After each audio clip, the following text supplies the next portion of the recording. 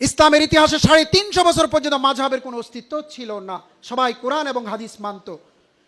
বরং এই মাযহাবের জন্ম হয়েছে 350 বছর পরে, যখন উমাইয়ারা শাসন করে। এই মাযহাব মানে তখন এটা ছিল না যে রাসূলের হাদিস পেলে সেটা বলবে না এটা আমার মাযহাবে নাই, এটা আমি মানব না, এটা ছিল না। ইমাম আবু হানিফা 80 হিজরিতে জন্মের পূর্বে সাহাবীদের যুগ ছিল, তাবিদের যুগ ছিল, তাবিদ আবিনদের যুগ ছিল। তারা নির্দিষ্ট কোনো মাযহাবের লোক ছিল না, কারণ তখন তার কোনো মাযহাবই নাই। রাসূল সাল্লাল্লাহু আলাইহি ওয়াসাল্লাম ইন্তিকালের 69 বছর পর 80 হিজরিতে জন্ম নিয়েছেন ইমাম আবু হানিফা। তিনি তার কালের জবরদস্ত আলেম ছিলেন, ইসলামিক স্কলার ছিলেন।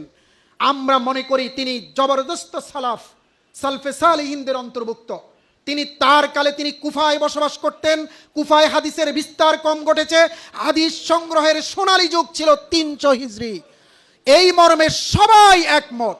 বাংলাদেশে ডিফারেন্ট স্কুল অফ থট আছে, বিভিন্ন ধরনের ঘরানার আলেম আছে, সবাই একমত হাদিস সংগ্রহের সোনালী যুগ 300 হিজরি।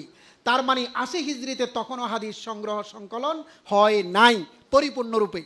ফলে তার কালে তিনি যেভাবে হাদিস পেয়েছেন সেইভাবে সে অনুযায়ী তিনি শরীয়তের মাসআলা ইস্তিমবাত ইস্তেখরাজ করেছেন, শরীয়তের গাইডলাইন দিয়েছেন। কিন্তু তিনি চূড়ান্ত একটা কথা বলে গেছেন, ইজা সাখাল হাদিস ফাহুয়া মাযহাবি, যদি যেখানে তোমরা রাসূলের হাদিস পাও সেটা গ্রহণ করবে, ওটাই আমার মত, ওটাই আমার মাযহাব। সুতরাং ইমাম আবু হানিফা 80 হিজরিতে জন্মের পূর্বে সাহাবীদের যুগ ছিল, তাবিদের যুগ ছিল, তাবিদ আবিনদের যুগ ছিল। তারা নির্দিষ্ট কোনো মাযহাবের লোক ছিল না, কারণ তখন তার কোনো মাযহাবই নাই। ইমাম মালিক রাসূলের ইন্তেকালের 82 বছর পর 93 হিজরিতে জন্মলাভ করেছেন। ইমাম শাফি রাসূলের ইন্তেকালের 139 বছর পর 152 হিজরিতে জন্মলাভ করেছেন। ইমাম আহমদ ইবনে হাম্বল রাসূল সাল্লাল্লাহু আলাইহি সাল্লামের ইন্তেকালের 192 বছর পর 163 হিজরিতে জন্মলাভ করেছেন। তারা তাদের কালে তাদের কোনো নির্দিষ্ট মাযহাব ছিল না, কারণ জন্ম হয়ে কি তারা নিজেরা মাযহাব ঘোষণা দিয়েছে?